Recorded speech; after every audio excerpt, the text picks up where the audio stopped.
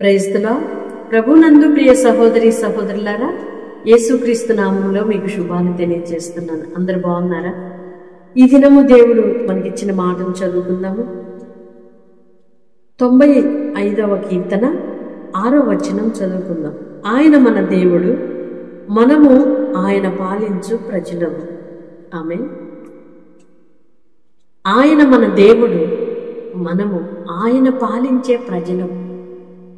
నిజముగా ఈ భూమి మీద మనిషికి ఇవ్వబడిన ధన్యత ఏదైనా ఉంది అంటే యేసు ప్రభువుని మన దేవునిగా కలిగి ఉండటమే. నేను ఈ మాట ప్రతిరోజు ఎన్నిసార్లు జ్ఞాపకం చేసుకుంటూ ప్రతి సన్నివేశంలో ఈ మాటను స్మరిస్తూ ఉంటా. నిన్ను కలిగి జీవించటమే నా భాగ్యమయ్యా. నిన్ను దేవునిగా నేను పొందుకోవడం, నన్ను నీ బిడ్డగా నీవు చేసుకోవడం, ఈ భూమి మీద నాకు ఇంతకన్నా మరి ఇంకా శ్రేష్టమైనదంటూ ఏది కనబడలేదు.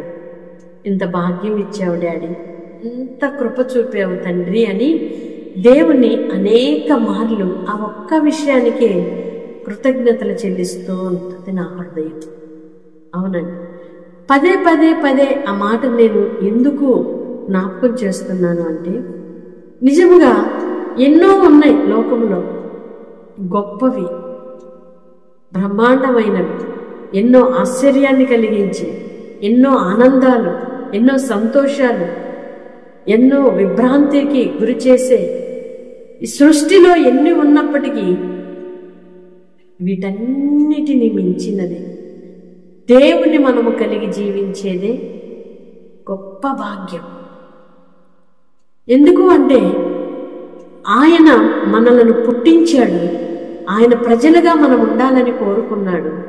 మనిషి ఆయన యొక్క ఉద్దేశాన్ని మరిచి తిరుగుతున్న పరిస్థితుల్లో మరలా తండ్రి యొద్దకు చేరుకోవడం, ఆయన యొక్క ఆలోచనను గుర్తించటం, ఆయన ప్రణాళికను మనము మనస్సున గ్రహించటం, ఆయన యొద్దకు మరలా చేరువవటం అనేది ఇది మానవ ప్రయత్నంతో జరిగేది కాదండి.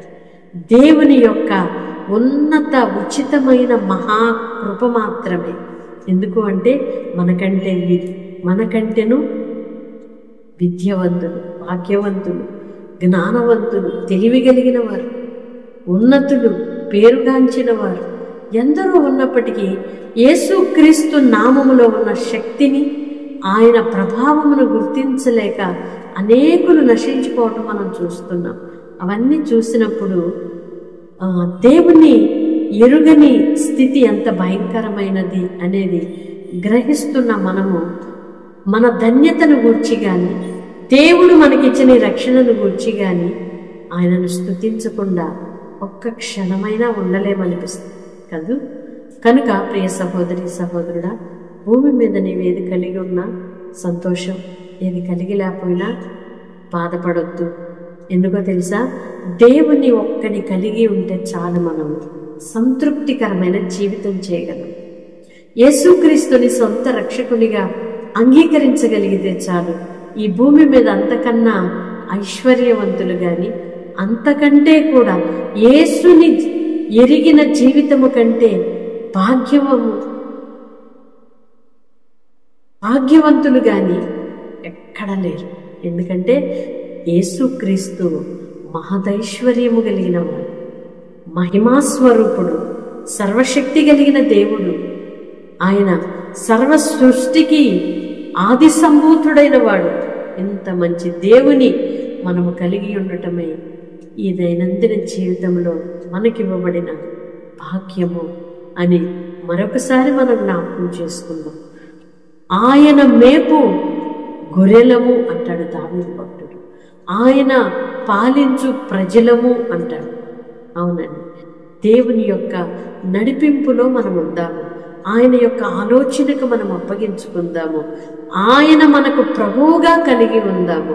మన సొంత మార్గాలను ప్రక్కన పెట్టి దేవుని యొక్క ఆధిక్యతకు, ఆయన యొక్క అధికారమునకు, దేవుని యొక్క యాజమాన్యానికి మనలను మనము అప్పగించుకుందాము గాక. పరిశుద్ధుడు అయిన దేవ, ప్రేమ కలిగిన తండ్రి, మీ స్తోత్రాలు చెల్లిస్తున్నామయ్యా. ఇంతవరకు మీ కృపలో మమ్మలను భద్రపరిచారు, క్షేమాన్ని ఇచ్చారు.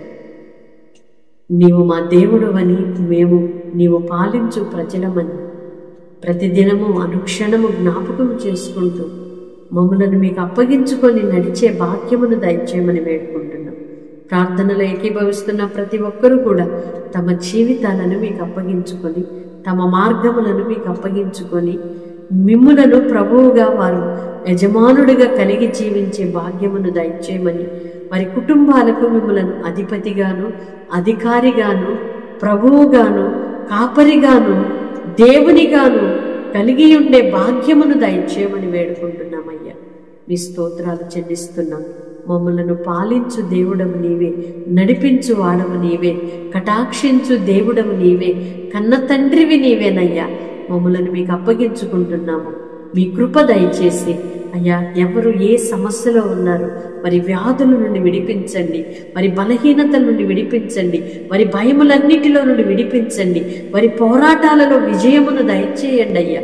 మీ కృపతో నింపుమని వేడుకుంటున్నామయ్యా. మీ స్తోత్రాలు చెల్లిస్తున్నాం. కుటుంబ కలతల నుండి విడిపించండి, మానసిక రుగ్మతల నుండి విడిపించండి, సమాధానముతో నడిపించండి. మీ దయగలిగిన హస్తాలలో బిడ్డలను భద్రపరచుమని యేసయ్య నామములో ప్రార్థిస్తున్నాము తండ్రి. ఆమేన్. కృప మీకు తోడై